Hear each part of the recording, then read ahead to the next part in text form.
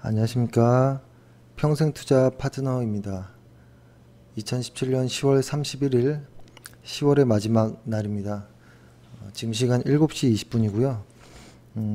오늘 방송할 거 순서 먼저 말씀드리면 오늘 아주 시장에 큰 뉴스가 있었습니다. 큰 뉴스가 있었고 이 뉴스가 뭔지 좀 설명드리고, 두 번째는 이 뉴스로 인해서 우리 시장에 어떤 영향이 있을지, 그리고 그 안에 어떤 업종이 수혜를 입을지, 그리고 이 종목들을 그러면 어떤 식으로 이제 매매를 할지, 이런 식으로 순서를 한번 정해서 말씀드려 보겠습니다. 보통 제가 예전에 말씀드렸던 거 보면 정치 뉴스와 경제 뉴스를 구별하자, 이렇게 좀 많이 이야기를 드렸거든요. 그렇죠? 특히 이제 최근에 말씀드렸던 거는 뭐였냐면, 정치 뉴스 중에서는 어떤 북한과 트럼프의 의미 없는 말싸움, 이것은 상당히 좀 주의하자라고 했었고, 이것들이 어떤 국내 정치공학적인 어떤 모습, 어떤 그런 자리들, 그런 포지션 때문에 그것들이 경제 뉴스로 둔갑하는 경우가 많았거든요. 그래서 단순 정치 뉴스이고 의미 없는 정치 뉴스인데, 그것을 경제 관련한 어떤 파트에 있는 기자들이 그것을 받아 적음으로써 마치 그것이 경제 뉴스가 되어버리는 것들이 많았거든요. 그래서 그런 것들은 상당히 주의하자라고 했었고, 그렇죠? 근데 항상 뉴스는 일단 조심해야 됩니다. 뉴스라는 것이 상당히 어렵습니다. 그러니까 왜냐면, 저 같은 경우에도 사실 매일매일의 시황을, 하루를 정리하는 어떤 동영상을 녹음하면서 상당히 어렵거든요. 매일 뭐가 달라질까? 시장이 어제랑 오늘이랑 큰 변화가 있을까? 그죠? 그래서 매일매일 무언가를 얘기를 한다는 것 자체에서 어떻게 보면 억지가 나올 수도 있는 거고, 그죠?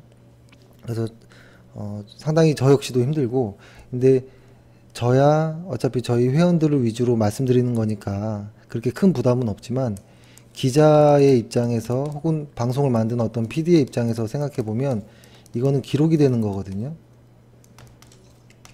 그리고 책임을 져야 하는 부분이 있기 때문에 아마 조금 더 부담이 있을 거고, 그렇기 때문에 조금 더 자극적인, 조금 더 어떤 억지가 나올 가능성이 높습니다. 그래서 정치 뉴스와 경제 뉴스를 구별하자라는 이야기를 드렸는데, 오늘은 좀 중요한 뉴스가 나왔습니다. 저는 아주 큰 뉴스라고 생각을 합니다. 왜냐면 저는 이게 일반 뉴스들을 보다가 좀 이상하다, 약간, 그러니까 뭐라고 할까요, 어떤 매체마다의 약간의 성격들이 있잖아요. 그죠? 다들 아실 거예요. 어떤 신문사들은 어떤 성향이 좀 있고, 어떤 신문사들은 어떤 성향이 있는, 경제신문도 그렇고. 그래서 그럴 때는 꼭 반드시 그 출처를 찾아보거든요. 그래서 오늘 제가 찾아본 거는 요거입니다. 보도자료가 나왔고, 제목은 제가 요거를 크게 한번 띄워볼게요.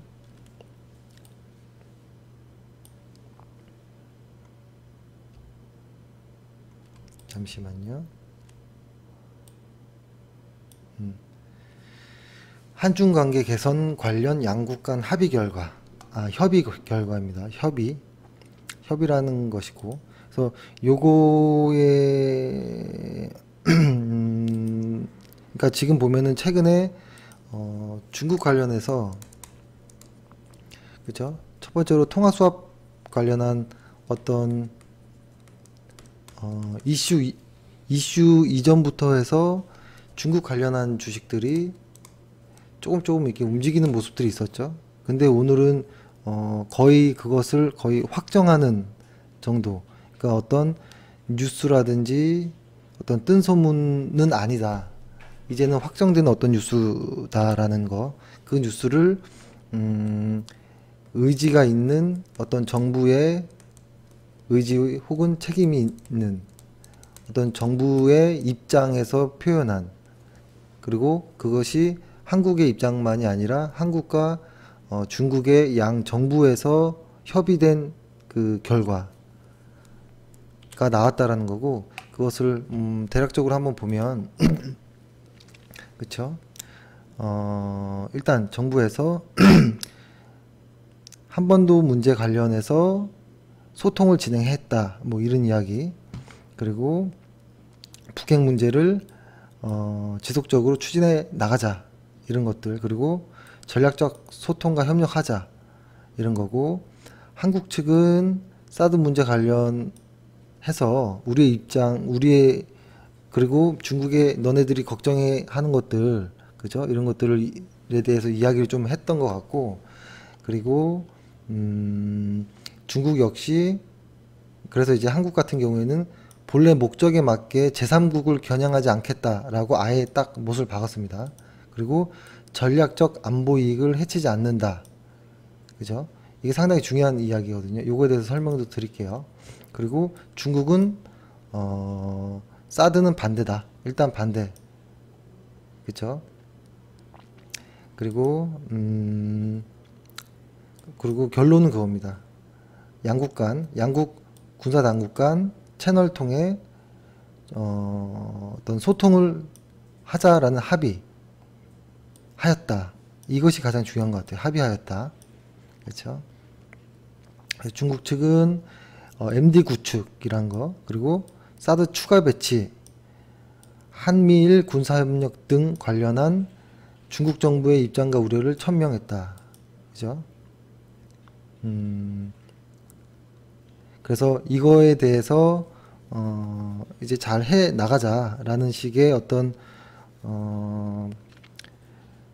조속히 좀 회복해 나가자, 뭐 이런 식의 어떤 입장들이 나왔다라는 걸 볼 수 있는데, 이거는 정말 중요한 뉴스라고 봅니다. 최근에 어떤 뭐 미국의 금리 인상, 이 뉴스, 저는 그 이상 버금갈 수도 있는 뉴스다라고 생각이 드는데요. 이거를 좀 편하게 풀어서 이야기를 해보면 뭐냐면, 핵심은 중국이 한국의 사드 문제에 대해서 이제 중국이 어떤 한국의 이런 문제에 대해서 이제 마음이 좀 달라진 것이 아닌가라는 것이죠. 그거에 대한 이제 이유를 좀 보면, 이제 한국이 있었고, 그죠? 한국이 있었고, 중국이 있었고, 멀리 미국이 있고, 일본이 있었죠. 일본이 있는데, 이제 중국이 한국을 보복을, 경제적인 경제적인 어떤 보복이 좀 있었잖아요. 그죠? 보복을 했지만 사실 중국이 얻은 게 없었다라는 겁니다. 해보니까 2016년 1월부터 해가지고, 그쵸? 이런 이야기들이 계속 나왔었거든요. 근데 외려 이렇게 그러니까 중국에서 한국을 보복을 하다 보니 정권이 바뀌고 났는데 이게 애매해지는 거예요. 바뀌고 나 보니까 한국과 미국과 일본이 오히려 더 똘똘 뭉쳐버리는 그런 꼴이 됐다라는 거예요. 그죠? 그래서 미국의 MD 체제, 그죠? MD 체제에 한국이 편입이 될 수도 있겠다. 중국에서 보복을 하니 한국이 이쪽과 편입이 될 수도 있겠다라는 무언가를 이제 감지한 거죠. 이렇게 되면 중국의 입장은 한국에 들어온 어떤 사드 이거 하나의 문제가 아니게 돼버리는 거예요. 아주 큰 문제가 되는 거죠. 한국이 전략적 요충지인 한국이 한미일 어떤, 그쵸? 한미일의 어떤 그 군사협력의 한 틀이 그 군사협력 그 관련 그 안에 들어가 버리는 이거는 안 된다라는 거겠죠. 중국 입장에서는. 그러니까 한미일 군사동맹으로 발전해 버리는 것을 중국이 가장 우려하는 겁니다. 그래서 이제 마음이 바뀌었다라는 겁니다. 중국은 한국의 보복을 중단하고 한국과 우호적인 입장으로 이제 가겠다라고 한 거고, 그 여기서 보면 중국중이 우려하는 게 뭐였냐면 MD 구축, 그리고 사드 추가 배치, 그리고 한미일 군사 협력, 이런 거 우리 중국이 제일 싫어하는 거다라고 얘기했을 때 저는 그 광경화 어떤 장관 가장 큰 성과 중에 하나가 이제 여기서 나오는 건데, 여기서 아예 딱 못을 박았습니다. 뭐라고 했냐면 중국 입장을 반영해서 이 말을 넣었어요. 그러니까 너희들의 요 세 가지의 입장을 반영한다 라는 이야기를 했고, 그 다음에 그래서 안 하겠다. 일단 사드 추가 배치 안 하겠다. 그리고 두 번째, 한미일 어떤 중국이 가장 무서워하는 한미일 군사협력, 그러니까 군사 동맹으로 발전하지 않겠다. 그러니까 군사 협력과 동맹은 다른 거니까요, 그죠? 그리고 미국이 주도하는 어떤 MD 체계에 편입하지 않겠다라고 아예 이야기를 해버렸어요, 그죠? 그러니까 이것으로 인해서 아마 중국은 어떤 이제 사드 보복 조치를 풀 가능성이 매우 높아졌습니다. 그렇게 되면 뭐라고 할까요? 이렇게 된다면 당연한 결과겠죠. 중국 관련해서 어떤 눌려있던 어떤 업종들, 그 종목들을 이제부터는 마음 놓고 좀 봐도 되는 것이 아닌가. 그리고 이런 것들로 인해서 국내 증시가 강하게 상승 모멘텀이 생겼다. 지수가 더 갈 수 있겠다. 갈 수 있다. 그러니까 이것이, 그러니까 중국이 한국 경제에 차지하는 비중이 워낙 높다 보니 아마 저는 이 뉴스가 아주 강력한 뉴스라고 보고, 다음 주에 있을 베트남에서, 그쵸? 에이펙 정상회담이 있잖아요. 여기에서 어떤 문재인 대통령과 리커창이죠. 리커창의 어떤 만남이 있을 거라고 나왔고, 그쵸? 아마 꽤 좋은 성과가 나올 것이라고 봅니다. 아니네요. 아직 그 문재인 대통령이랑 리커창 총리와 회담을 추진하고 있다라고 얘기를 했어요. 그 남차장. 여기 위에서 말했던 그 남관표 대한민국 국가안보실 2차장. 이 사람이 리커창이랑 추진한다. 회담 추진하자. 뭐 이런 얘기를 했습니다. 상당히 중요한 뉴스라고 보고, 그러니까 사실 뉴스를 이렇게 길게 이야기를 할 이유가 없는데 이건 아주 중요한 뉴스라서 좀 소개해 드렸습니다. 그래서 오늘 요거 관련해서 한번 좀 이야기를 더 드려볼게요. 그리고 요렇게 한번 제가 깔아 볼게요. 간단하게 차트는 주간 차트를 피고 있습니다. 일단 주간 차트상의 코스피 지수를 한번 보면, 코스피 지수의 주간 차트상의 모습입니다. 모습 보면 무서울 정도로 강합니다. 그죠? 강하고 이격도 많이 벌어지긴 했지만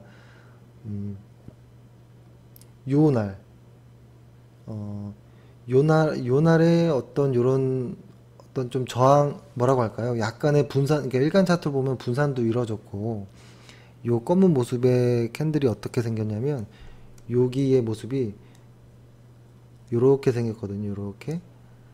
그죠? 그러니까 이거는 이제 매도세와 매수세의 어떤 공방이라는 건데 이런 거죠. 차트가 이렇게 올라가고 있는 과정에서 이런 도치형 비슷한 캔들이 나온다면 그 다음 주가가 위든 아래든 이 방향성이 있을 거잖아요. 그러니까 아래에서 위로 가고 있던 이런 모습에서 도치형 캔들이 나온다라는 거는 상승 추세를 어떤 막았다. 매도 추세가 매도 추세가 좀 막았다라고 보여지는 거예요.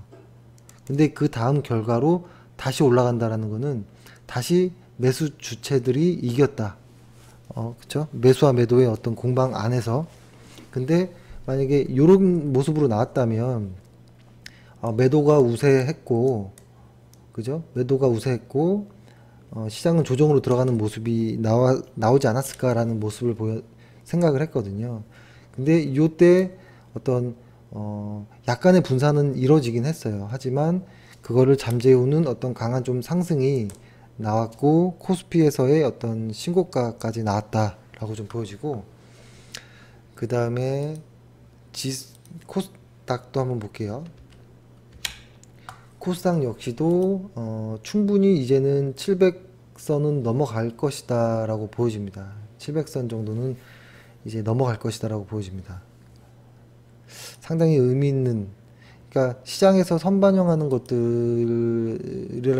것들이라고 좀 보여지기도 하는데, 이러한 것들을 오늘의 어떤 합의 결과들을 시장에서 좀 반영한 것들이 아닌가라는 좀 생각도 듭니다.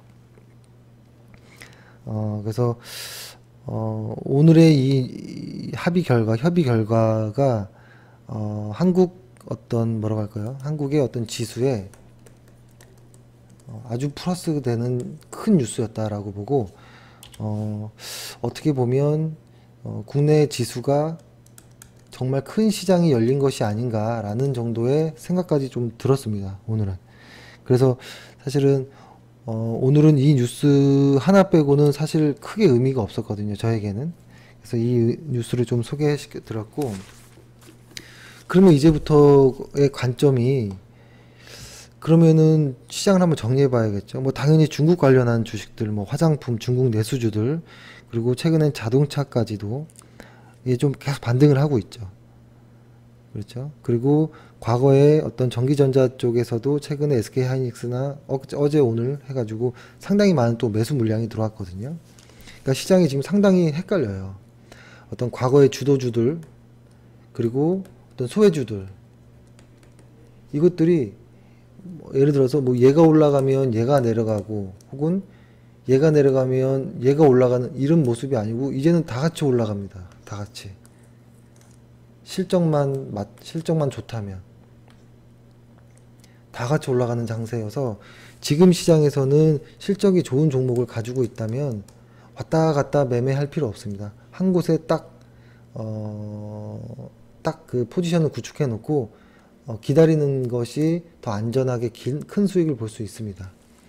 왔다 갔다 매매는 더 안 좋을 수 있습니다. 그리고 가끔 이제 오늘도 좀 여쭤보는 분들이 계셨는데, 삼성전자와 SK 하이닉스가 이거 다시 매수해야 되는 거 아니냐라는 좀 의견도 있었거든요. 그래서 일단은 한번 볼게요.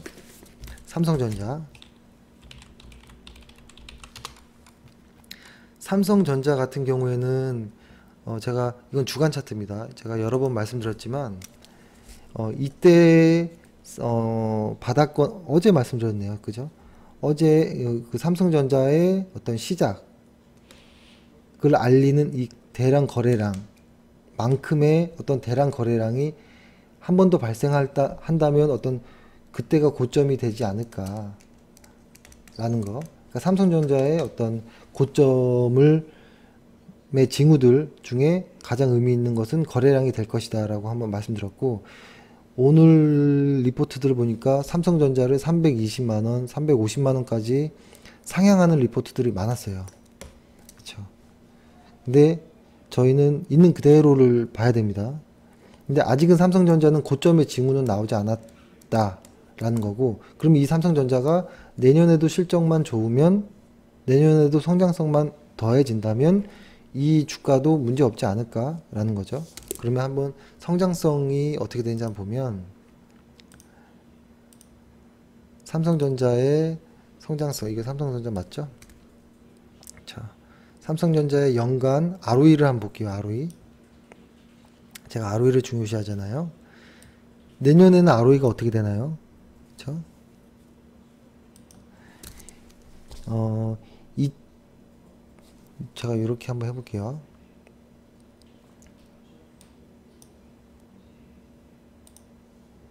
요때 ROE가 12였고, 아니네요. 요때 ROE가 12, 그쵸? 맞나요? 잠시만요. 제가 헷갈렸습니다. 그쵸? 요때네요. 그쵸? 2016년 ROE가 12죠. 그쵸? 요때 ROE가 12, 요때 ROE가 20. 그쵸? 12, 20, 16년, 17년, 18년 ROE가 성장을 해야겠죠. 근데 19 정도 혹은 뭐 20 미만 정도 혹은 20 언더 근처로 횡보를 합니다. ROE가 횡보. 일반적으로 성장주로서 성장하는 주식의 주가는 ROE가 성장해야 되는 건데, 이 ROE가 성장한다는 거는 여러 번 말씀드렸지만 순이익이 증가세에 가속도가 붙을 때 ROE가 상승하는데, 이 ROE의 성장세가 꺾인다 혹은 횡보한다라는 것은 순이익의 증가세가 둔화된다라는 겁니다. 순이익의, 그렇죠? 둔화된다. 하지만 순이익은 계속 플러스 되는 구간이에요. 순이익은 계속 나옵니다. 연간 최고로 나오지만 ROE 성장, 이 ROE가 꺾이거나 횡보한다면 이 주식은 꺾일 가능성이 높습니다. 근데 아직은 꺾이지 않고 고점의 징후는 나오지 않았다입니다. 삼성전자. 그래서 삼성전자를 다시 한번 정리하면 2018년도에 ROE는 횡보 혹은 하락합니다. 그러면 주가도 빠져야 되는 거라는 거고, 그러면 지금은 아직은 그런 고점 징후가 나오지 않은 상태. 그러면 이 고점의 징후는 뭐냐? 첫째, 거래량 100만 주가량의 거래량이 한번 일간 차트에서 한번 나와야 될 거라고 보여집니다. 일간 차트에서. 그래서 이런 것들이 나오기 전에는 고점이 아니다라는 거고, 지금 신규 매수는 저는 조금 못할 것 같아요. 저의 입장에서는. 그죠? 과거에 이때 들어가서 이때 나왔는데 지금 이 높은 자리에서 다시 들어가기가 단기 매매로는 뭐 해볼 수 있겠지만 저는 이것으로 포트폴리오를 짜지는 않을 것 같아요. 일단 내년에 성장성이 떨어지니까. 하지만 기존의 이제 보유자들은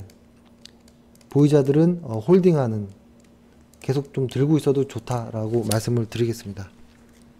그리고 들고 있을 때 적어도 이런 큰 종목들은 이 빨간 선, 일간 차트로 말하면 50일 이동평균선, 주간 차트로 말하면 10주 이동평균선을 해치지 않으면 일단 보유하는 걸로 하시고, 그리고 하이닉스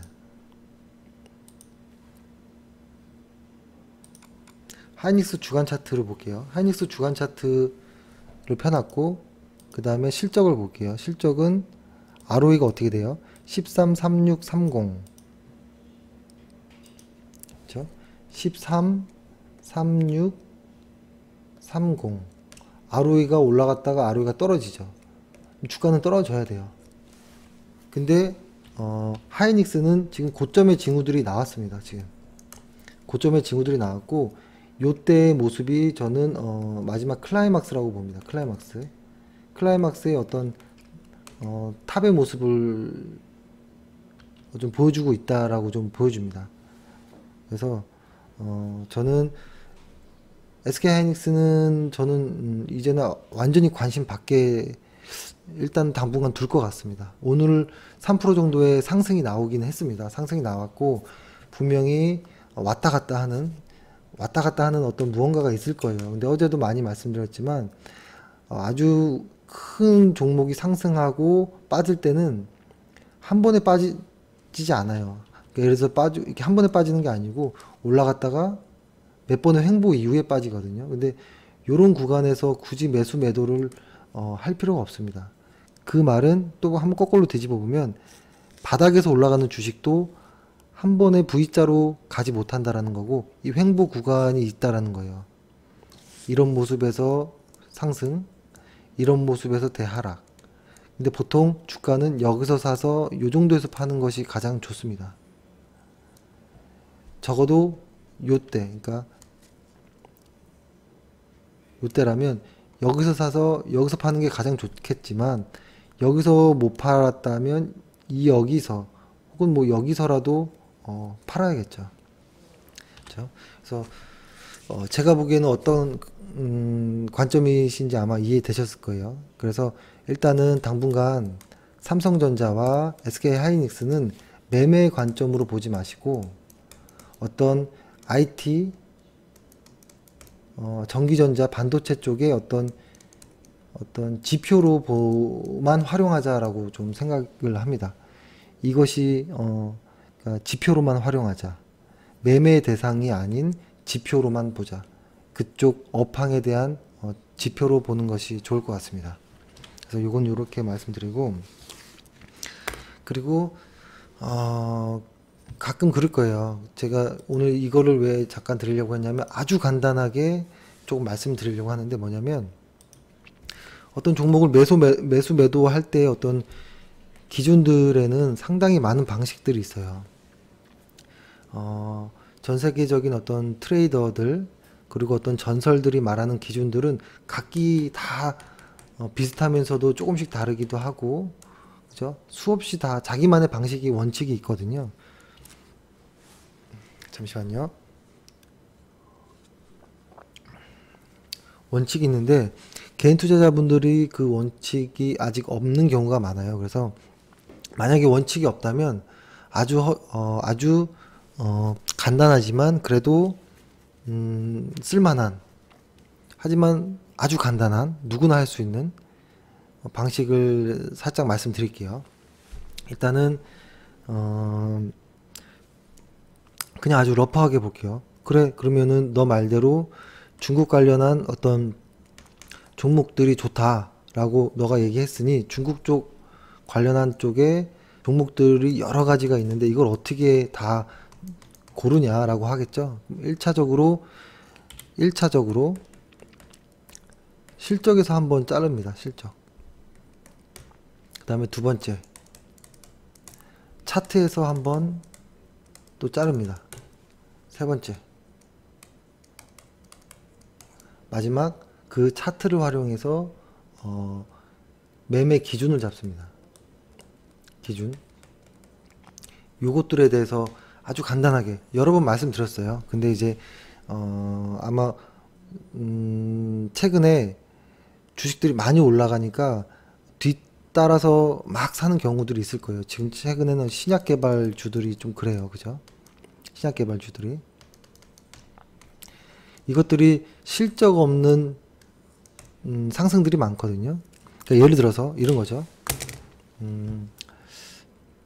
그러니까 이 주식이 많이 올라가고 상승했다는 건 알거든요. 저 역시도 너무나 매수하고 싶었던 신라젠 어때요? 일단 실적을 볼게요. 실적을 볼 때는 연간 차트를 한번 봐보세요.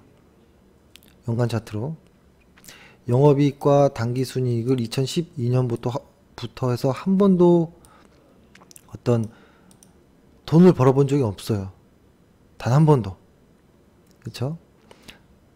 돈을 계속 벌진 못했어요. 이런 회사. 일단은 차트를 보기 전에 실적을 봤다면 아예 접근 안 했을 겁니다. 근데 실적을 보면 이게 상당한 모습이거든요. 그쵸? 엄청난 상승을 나왔어요. 하지만 좋은 건 알겠지만 일단 저희는 너무 아쉽지만 매매는 하지 않습니다. 저희의 대원칙인 실적이 맞지 않기 때문에. 그래서 저희가 선택했던 거는 실적이 있고 주가가 실적이 있는데 차트까지 이뻤던 거를 했던 거였죠. 그것이 셀트리온이고, 그죠? 삼성바이오로직스 이런 것들이었죠. 그러면 셀트리온을 한번 봐볼까요? 거꾸로. 셀트리온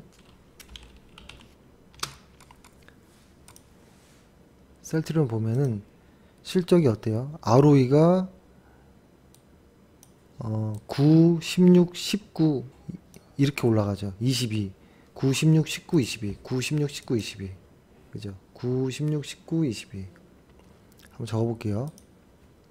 9, 16, 19, 22. 16년도, 17년도, 18년도, 19년도. 이게 맞나요? 제가 지금 이게, 그쵸. 16, 17, 18, 19년도. 그쵸. 이게 맞죠? 제가 지금 좀 헷갈렸나 모르겠네요. 맞네요. 그쵸? 이렇게 ROE가 상승하는 종목도 있다라는 거예요. 그쵸? 이런 종목을 매수하면 되는 거예요. 그러면 이 종목, 일단은 그러면 제가 가장 크게 요건 먼저 말씀드릴게요. 일단 실적으로 거르는 거는 현재 2017년도잖아요. 2018년도. 지금 현재, 그죠? 이게 미래잖아요. 그죠? 여기에 ROE가, 지금의 ROE가 과거부터도 올라왔으면 좋고, 그쵸? 혹은 적자에서 돌아 나가도 좋지만, 일단 지금이 현재가 아닌 이 미래의 ROE가 무조건 현재보다는 높아야 돼요. 이게 1차 실적으로 거르는 거. 아마 저희 회원분들은 아마 많이 들어봤을 거예요. 그쵸? 그러니까 이 원칙이 상당히 엄격한 거예요. 단순하게 순이익과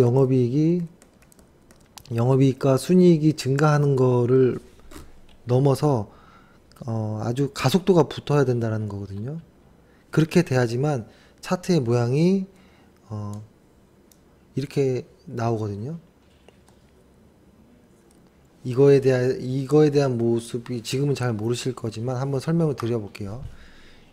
다시 한번 설명드리면, 순이익이 100억, 200억, 내후년에 300억 이렇게 가는 회사가 아니고, 그죠? 순이익은 아주 훌륭하게 계속 나오지만 ROE가 성장하려면 100억, 200억, 400억, 800억 뭐 이런 식으로 순이익이 나와야 된다는 소리예요.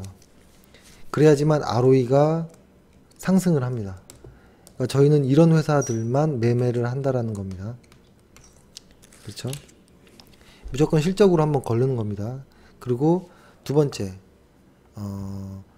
차트를 아주 경시하는 분이 있는데요. 차트를 아주 차트쟁이들을 아주 보면 안 되라고 하는데, 저는 그렇게 생각하지 않고요. 실적과 차트를 다 같이 봐야 된다고 봅니다. 그래서 일단은 저희가 가장 크게 생각하는 200일 이동평균선이 이렇게 돌아 나가야 돼요. 200일 이동평균선. 주봉으로 따지면 40주 이동평균선. 40주요. 그쵸? 그리고 저희가 또 중요하게 생각하는 빨간색. 보통 하락하는 종목들은 50일 이동평균선이 이렇게 빠지고 이렇게 가는 경우 많거든요. 이게 50일 이동평균선, 주간 차트로 따지면 10주 이동평균선. 그쵸? 요런 모습을 찾으세요. 요런 모습. 그쵸? 그러니까 원칙을 하나 세운 겁니다. 당연히 주가가 여기서 살 수도 있고 여기서 팔 수도 있고 방식은 많아요.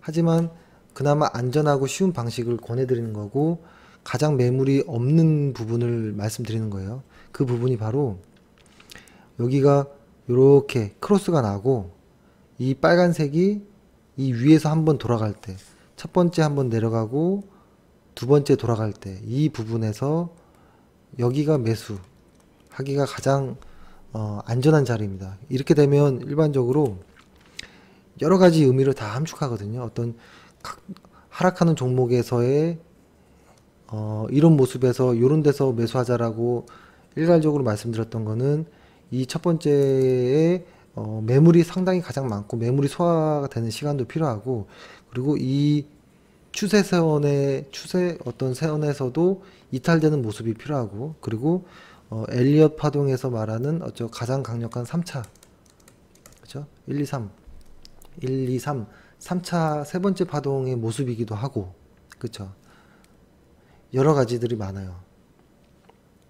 그쵸? 그래서 요 모습을 꼭 권해드리는 거고, 그리고 다양한 종류로 설명드릴 수 있지만 아주 심플하게 다시 한번 설명드리면 200일 이동평균선 혹은 40주 이동평균선이 이렇게 돌아 나가야 됩니다. 그리고 그 위를 50일 이동평균선이 이렇게 가야 돼요. 요 모습, 여기서 매수하는 거. 근데 요런 모습이 나오는 것들이 어떤 종류냐면 ROE가 성장하는 회사가 이런 그 장기 이동평균선이 이렇게 휘면서 올라가는 거예요. 그렇지 않은 ROE가 성장하지 않는 회사는 이런 모습이 안 나오고 이런 모습들이 간혹 나옵니다.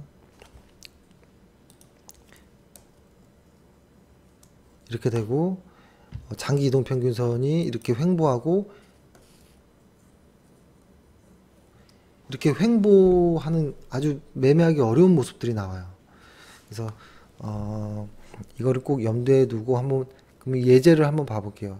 그 예제를 어떻게 볼 거냐면 임의적으로 보는 게 아니고 뭐 여러 가지가 있겠지만 일단은 최근에 기관과 외국인이 동시에 매수한, 단기적으로 매수가 아니라 중기적으로 매수한 종목들 중에 이런 모습을 가진 종목들이 있느냐 한번 1번부터 봐볼게요. 현대차 몇 개만 해볼게요. 오늘 빨리 맞출게요. 현대차 ROE 지금 현재가 6이죠. 6인데 내년에 7.5가 됩니다. 2019년에 7.83. 그럼 ROE가 꺾여 올라가죠. 요 모습이에요. 지금 현재. 그렇죠? 여기에서도 한 번의 매수 타이밍이 나왔고, 그렇죠? 이 부분에서도 매수 타이밍이 한 번 나왔고, 보면 요 부분 이렇게 돌아 나가고, 그렇죠? 한번 그어 볼게요. 검은색이 이렇게 돌아 나가고 빨간색이 이렇게 되는 모습이 한 번 나왔고, 다시 한번 또 여기서 또 발생하려고 합니다. 뭐냐면 검은색의 이동평균선이 이렇게 갈 거고, 그렇죠? 빨간색이 이렇게 갈 거예요.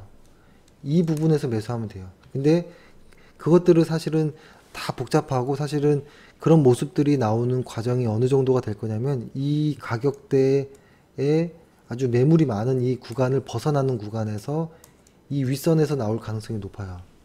그렇죠? 그래서 현대차가 좋은 건 알지만 일단 지금 너무 매물대가 많은 구간이기 때문에 매수는 안 하고 있는 모습입니다.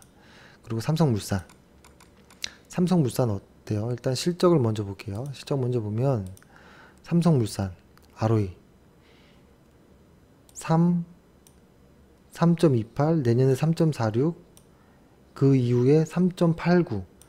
ROE가 미약하지만 계속 상승하는 종류의 어떤 패턴이거든요, 모습은. 그리고 여기서 한번 보면 제가 이걸 한번 이렇게 해볼게요. 순서를 바꿔볼게요.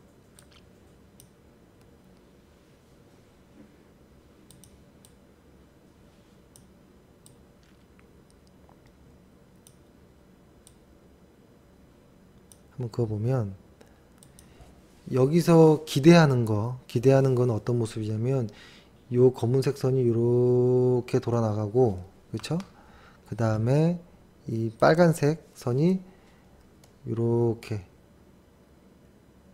가기를 원하는 거예요. 그랬을 때 주가는 이렇게 갔으면 하는 그런 바람인 거죠. 어떻게 될지 모릅니다. 하지만 원칙을 일단 세웠다라는 거예요. 그렇죠? 그렇게 따지면 여기 때 있는 매물대들에서 어떤 벗어나는 구간에서 상승이 한번 나올 가능성이 높고, 요런 정도에서 한번 맞을 가능성이 높지만, 이 정도 사이에서 매매하는 것은 한 20% 정도의 기대 수익이 나올 가능성이 높은 구간이다라는 겁니다. 그렇죠?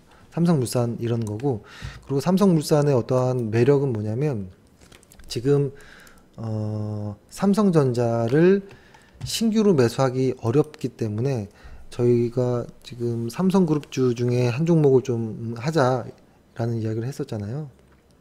그렇죠? 삼성전자의 어떤 지분의 가치에서 가장 우세한 삼성물산이 삼성전자의 상승의 어떤 수혜를 볼 수 있는 거다라고 좀 생각이 들어서 삼성전자를 지금 신규로 매수할 바에는 삼성물산을 신규 매수하는 게 낫다라는 겁니다. 그래서 지금 요 정도의 구간을 강하게 거래량과 함께 돌파를 해줘야 됩니다. 만약에 이 돌파가 안 되면 한두 번 눌릴 수 있습니다. 눌렸다가 다시 갈 확률이 높아요. 그래서 삼성물산 아주 기분 좋은 모습이라고 보여집니다. 그러면 한두 개만 더 해볼까요? 좀 여러 번 말씀드린 거 빼고 삼성 엔지니어링 한번 해볼게요. 삼성 엔지니어링의 ROE를 한번 볼게요. ROE 여기 보면은 ROE를 한번 보면 이렇게 나와 있어요. 현재의 ROE가 2,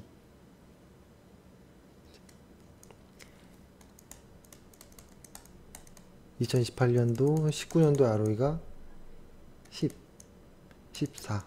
ROE가 상당히 많이 점프하죠. 순이익은 엄청나다라는 거예요. 영업이익도, 매출은 한번, 그죠. 여기서부터 봐야 되니까 여기서부터 엄청나게 많이 늘어난다라는 소리입니다.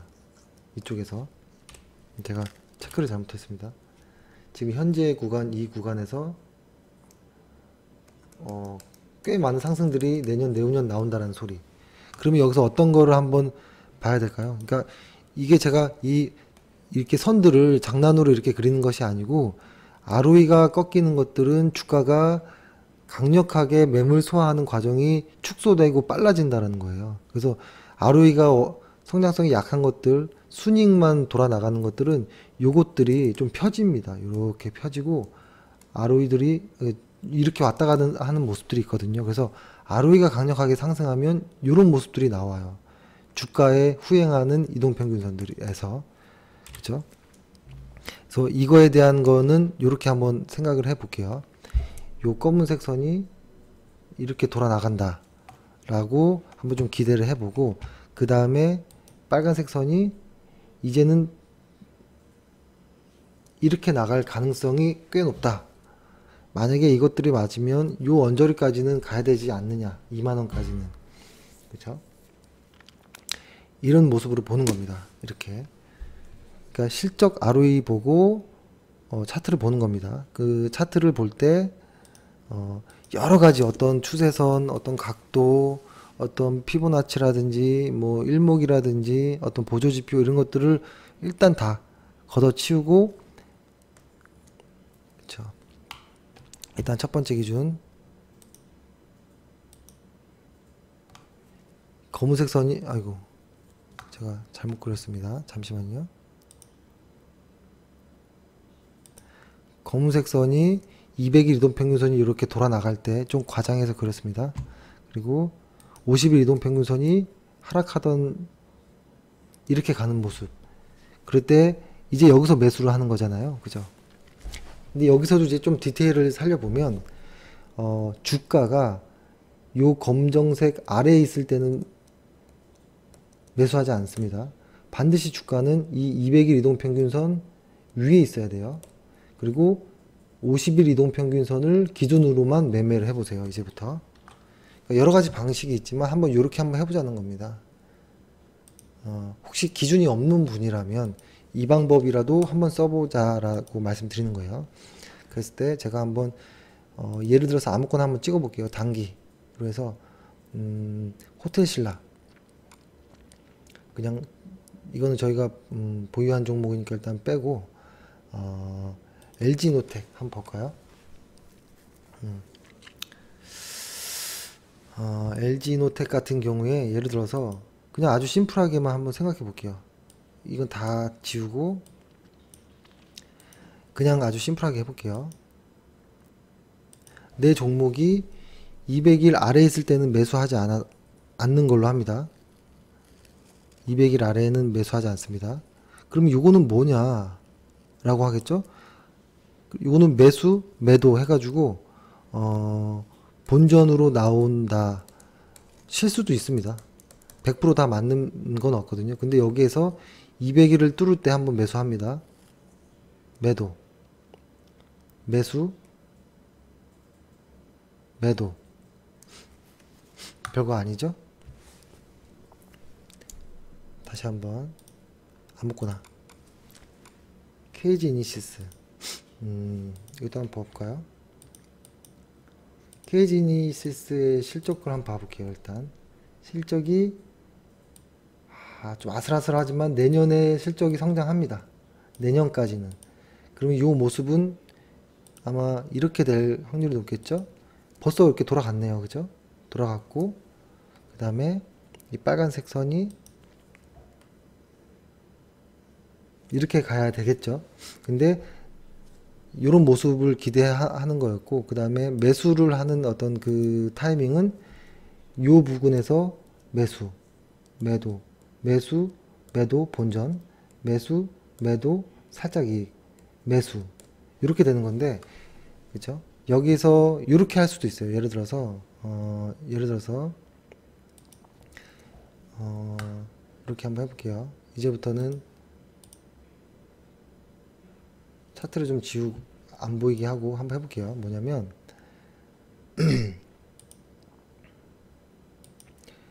이렇게 아이고 이렇게 오고 빨간색 선이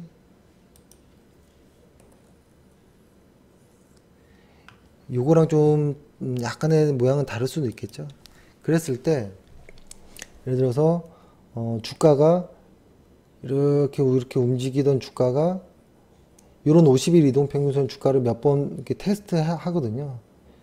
이때까지는 꾹 참으시고 주가가 50일과 200일 이동평균선을 동시에 상향 돌파할 때 1차 한번 매수를 해보세요. 그리고 쭉 가다가 50일 이동평균선을 깰 때 매도 혹은 매수하고 나서 20% 정도 상승하면 매도. 이게 상당히 중요한 겁니다. 혹은 10% 혹은 15% 수익이 나도 그냥 매도해도 됩니다. 원칙이 없는 매매였기 때문에 원칙이 없는 분에게 쓰는 방법이었기 때문에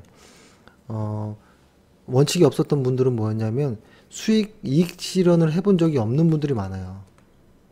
그러니까 살 땐 잘 샀는데 매도를 못하는 분을 말씀드리는 거예요. 무시하는 어떤 이야기는 아닙니다.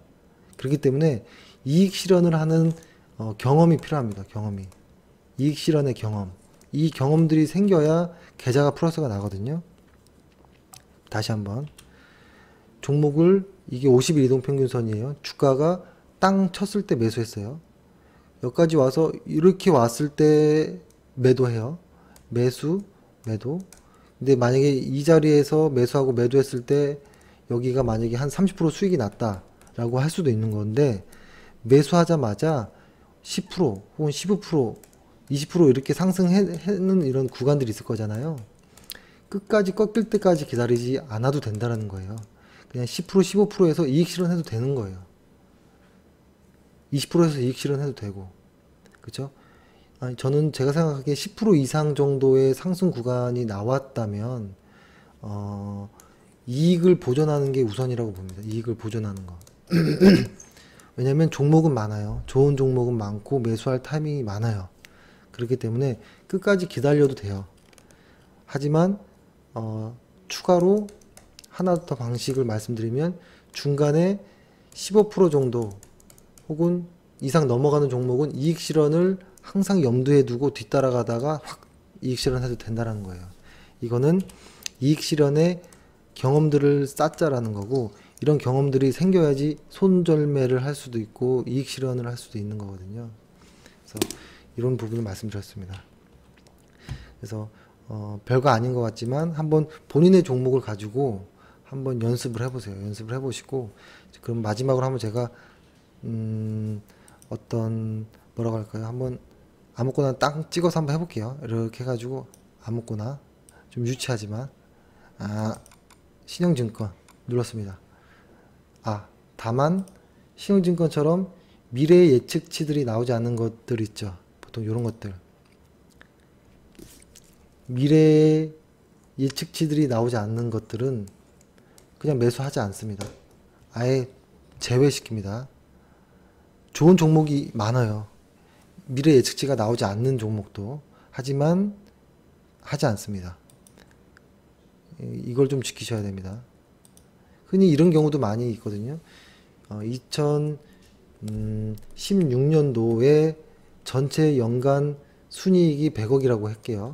근데 2017년도에 1분기, 2분기, 3분기, 4분기까지 가는데 2분기까지 딱 보고 실적을 봤는데 30억, 70억 이렇게 순이익이 나와버린 거예요. 그러면은 2017년도 벌써 반기 만에 2016년도 한 해의 순이익을 다 한 거잖아요. 그러면 앞으로는 무조건 돌아 나가겠네라고 생각하고 매수 들어가는 경우도 있어요. 그런 경우도 많고. 하지만 여기 마이너스 70억, 마이너스 100억 이렇게 나올 수도 있는 거예요. 그렇죠. 그래서 최대한 예측치가 없는 거는 개인 투자자들은 매매하지 말자. 예측치가 나온 것들만 매매해도 종목이 많아요. 잔소리 같지만 꼭 지켜서 한번 해보세요. 다시 한번 골라보겠습니다. 중기로 놓고 바꿔볼게요. 이 종목이네요. 그래도 한번 그대로 해볼게요. 이 종목은 보세요. 2017년도에 ROE가 6, 2018년도에 ROE가 5, 6, 5 떨어지죠. 6에서 5로 떨어지죠. 6에서 5로 떨어지는 거거든요. 그러면 매매하지 않습니다. 넘기겠습니다. 좀 볼 수 있는 게 나와야 될 텐데. 좀 유치하지만. 금호타이어. 봐보세요. 좀 재밌을 겁니다. 금호타이어는 ROE가 이번 연도가 바닥이죠. 근데 내년, 내후년 돌아 나가죠. 아주 의미 있는 지금 어떤 게 나왔는데 2017년, 2018년, 2019년 ROE가 마이너스 7 대충 해볼게요. ROE 9 그 다음에 ROE가 11 이번 연도가 바닥이라는 거예요. 그리고 내년, 내후년 아주 좋아지는 거.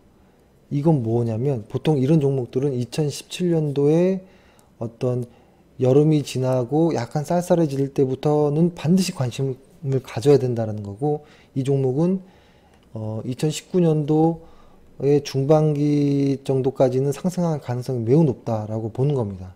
일단 실적 ROE만 가지고 보는 거예요. 그렇죠? 그럼 지금의 한번 차트를 볼게요. 아주 금호타이어 좀 잘 나왔네요. 모습이 잘 찍혔네요.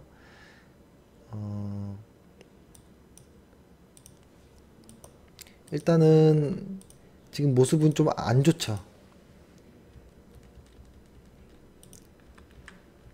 그쵸? 근데 보시면 어때요? 대량 거래가 나오면서 바닥을 다지는 모습들이 주간 차트에서 좀 나오죠.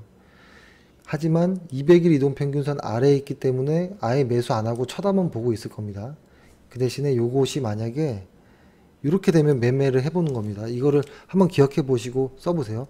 요 구간이랑 좀 비슷하게 한번 봐보세요. 이 구간이 어떻게 될 것인지. 여기 그대로 한번 보면 200일 이동평균선이 이렇게 돌아 나갈 때, 그렇죠?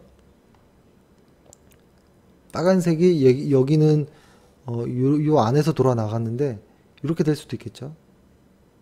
이렇게 될 수도 있겠죠. 그렇죠. 그때 주가가 어떻게 가나요? 여기서 돌파했을 때 매수했던 것처럼, 그렇죠? 여길 돌파할 때 매수해보는 겁니다. 이게 주가가 이렇게 흘러가려면 뭐 한두 달이 지나갈 수도 있습니다. 그렇죠? 그래서 요때 모습과 비교하면서 한번 봐보십시오. 어떻게 되는지. 저는 사실 저도 좀 째려보고 있는 종목 중에 하나였는데 지금은 아직은 접근하기는 조금 빠릅니다. 빠르고. 그래서 실적 돌아 나가는 건 알았죠? 금호타이어가 실적이 좋아진. 그러니까 이 회사의 지금의 뉴스를 한번 찾아보세요. 제가 알려드리진 않겠지만 이 회사의 뉴스를 찾아보면 상당히 많은 변화가 생긴 회사예요. 이 금호타이어가. 그러다 보니 그 과정에서 과거에 안 좋았던 어떤 무언가들을 이제 어떤 CEO가 이제 돌리려고 하는 이런 과정이거든요. 그래서 지금의 바닥은 1차적인 바닥은 나왔고 이제 돌아나가는 모습이 좀 기대된다라고 보여지고 또 하나 제가 그냥 생각나서 말씀드리는 거는 제가 좋아하는 종목 중에 현대위아라고 있거든요. 현대위아도 약간 모습이 비슷하죠. 일단 실적 먼저 볼까요? 실적은 ROE가 어때요? 256 써볼게요. 256 현재 2017년 현재 2018년 미래 2019년 더 미래의 ROE가 상승합니다. 그럼 이 종목은 어떻게 될까요? 이게 지금 어제였나요? 어제 급락이 한번 나왔죠. 8% 정도. 그때 매도하는 사람들이 있더라고요. 매도 자리가 아니에요. 이제 바닥이 끝난 거고 제가 여기 별표 쳐놓은 데가 제가 보기엔 여기가 바닥이라고 보여지거든요. 금호타이어로 보면 이렇게 나온 모습이 하나 있었잖아요. 그 모습과 좀 흡사한데 한 2, 3주 정도 더 진행된 차트예요. 현대위아는. 그래서 현대위아의 모습을 이렇게 한번 기대해 볼게요. 이렇게 돌아 나간다면 그렇죠? 빨간색 선이 예를 들어서 이렇게 준다면 아주 최고겠죠. 거기에 주가는 이렇게 돌파할 때 이 모습에서 매수를 한번 해보는 게 어떤가. 매수. 그래서 오늘은 금호타이어, 현대위아는 추천을 해드릴게요. 왜냐면 아직 시간적 여유가 있어서 충분히 좀 이 종목을 더 연구해 보시고 기사도 많이 검색해 보세요. 그렇죠? 그래서 금호타이어, 현대위아는 기다렸다가 꼭 그 타이밍이 오면 정확히 매수하세요. 근데 이 전에 매수하는 분이 있을 거예요. 이게 올라가기도 전에 올라가겠지 하고 먼저 매수하는 경우도 있는데요. 상당히 위험한 게 어떤 경우냐면 이렇게 올라가고 종목이 이렇게 간다고 했잖아요. 근데 여기서 주가가 실패할 수도 있어요.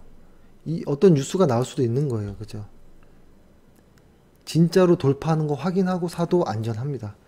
그래서 그렇게 수익이 난 종목을 분할로 매수를 해서 그죠? 적어도 두세 번 정도 분할로 매수를 해가지고 한 20% 정도 수익이 나면 기분 좋게 이익 실현하면 됩니다. 그렇게 1년에 2번 정도만 수익을 내면 돼요. 그러면 아주 훌륭한 투자라고 저는 보일 수 있다라고 봅니다. 그렇죠? 그러니까 어떤 모습이냐면 그 속임수들이 이런 것들이에요. 이렇게 가지 않고 흘러내리는 경우들. 또 흘러내리고 진짜로 이렇게 가는 거를 확인해야 된다는 거예요. 이 모습을. 그래서 오늘은 별로 중요하지도 않은 것 같은 별로 대수롭지도 않은 어떤 매매 비법도 아닌 아주 심플한 거지만 길게 얘기를 좀 드렸지만 일단은 만약에 자신만의 원칙이 없다면 한번 활용해 보시라는 겁니다. 그렇죠? 다시 정리하면 오늘 거를 한번 정리해 볼게요. 이제 마무리할게요. 일단 중국의 어떤 사드 해결 기미가 보인다. 그리고 오늘의 어떤 정부의 어떤 합의 결과가 확인해 줬다. 이 뉴스는 일반 신문사들의 추측성 뉴스가 아닌 의지와 책임이 있는 정부의 보도자료로서 확인한 것이다 라는 거. 이것으로 인해 중국 관련한 소외주들 그쵸? 소외주들이 상승할 것이다 라는 거. 만약에 이것이 상승하면 IT가 받쳐주고 소외주들도 혹은 중국 관련한 소외주들까지도 같이 동반 상승한다면 시장은 큰 상승이 나올 가능성이 높다. 큰 상승. 그리고 삼성전자와 하이닉스는 매매 대상이 아닌 어떤 방향성, 반도체 지표로서 활용만 하자라는 거였고, 그러면 그것들을 실제 매매함에 있어서 일단 실적 ROE로 1차적으로 잘라라. 그리고 두 번째는 200일 아래에 있는 종목은 매수하지 마라. 그리고 8번. 그 안에서 50일 이동평균선을 기준으로 매도를 해도 된다. 그리고 또 매수한 이후에 15% 정도 이상 수익이 나면서부터는 이익 보전이 더 중요하다. 라는 겁니다. 그리고 마지막 현대위아, 금호타이어는 매우 관심 있게 봐야 된다. 라는 겁니다. 급하게 가지 말고. 그래서 이 정도 말씀드렸고, 오늘도 재미없는 방송을 1시간이나 넘게 했습니다. 아무쪼록 조금이라도 좀 도움이 되었으면 좋겠습니다. 그리고 제가 말씀드렸던 이런 방식은 아주 여러 가지 방식 중에 하나인 겁니다. 아주 심플하게 여러 가지들을 디테일한 것들을 빼고 아주 러프하게 한 거라서 안 맞을 가능성도 높습니다. 하지만 지키시면 됩니다. 그리고 가장 대원칙은 내가 산 매수 가격에서 마이너스 8% 정도가 하락을 하면 뒤도 돌아보지 말고 매도하라. 이거는 변함이 없는 겁니다. 어떤 종목이든. 사자마자 마이너스 8%, 상승하기 전에 마이너스 8%가 나는 거는 무조건 매도 하는 게 더 큰 원칙입니다. 매도를 해야지만 다음 기회가 있는 겁니다. 매도를 안 한다라는 거는 그냥 시장에서 퇴출되길 기도하는 겁니다. 그래서 오늘 꽤 많은 것들을 이야기를 했고요. 궁금하신 거나 나는 다른 방식이 더 좋다라고 하시는 분들은 문의 혹은 글을 남겨주시면 저도 역시 답글 남기겠습니다. 오늘 하루 고생하셨고 수고하셨습니다. 내일 뵙겠습니다.